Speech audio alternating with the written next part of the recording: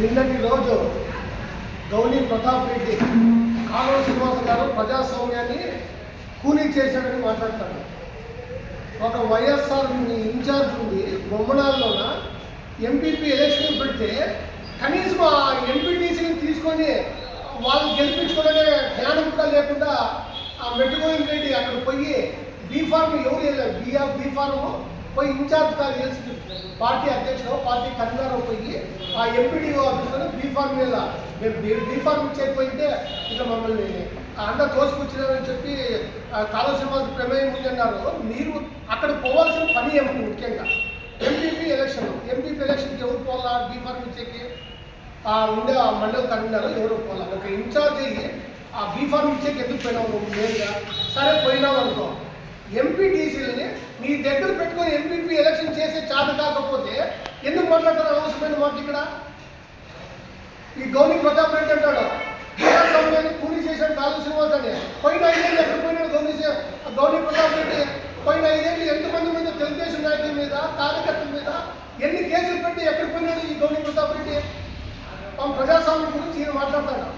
ఈ రోజు రాష్ట్రం విడిపోయిందంటే నీ కాంగ్రెస్ ప్రభుత్వం నుంచి విడిపోయింది.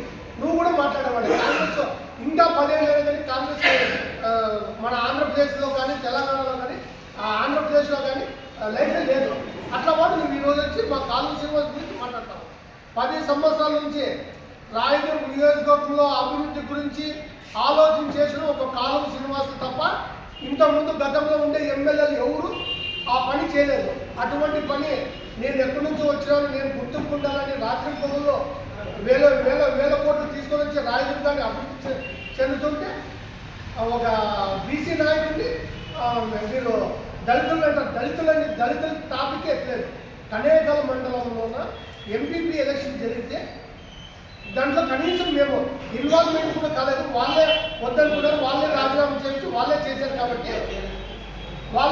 కాబట్టి దాంట్లో ఇన్వాల్వ్మెంట్ కూడా కాలేదు. కాలువ శ్రీనివాసరావు ఇదే పనే కాదు. ఈ ఎంపీపీలకి ఇంకా 6 నెలలు ఎలక్షన్ ఉంది. ఎంపీపీలు గెలిపించుకొని మేమేం చేసేదేం లేదు. ఎవరి పని వాళ్ళు చేసుకోపోతుంటే ఈయన అభివృద్ధి అయిపోతుంటే కాలువ శ్రీనివాస్ రామచంద్ర రెడ్డి అంటాడు, మెట్టగోవింద్ రెడ్డి అంటాడు. మీ రెడ్లు ఎవరు చేరుతారో బీసీని మీ రెడ్లు యావత్తు చేరినోలే కాదు. మీరు మాట్లాడే ముందు ఎవరు ఏం కదా కాలువ శ్రీనివాస్ ఎట్లాంటి వాడు, మెట్టగోవింద్ రెడ్డి అంటే వాడు అట్లా వాళ్ళు చూసి మాట్లాడు. అసలు నీ వృత్తి ఏమి? లాయర్ వృత్తి.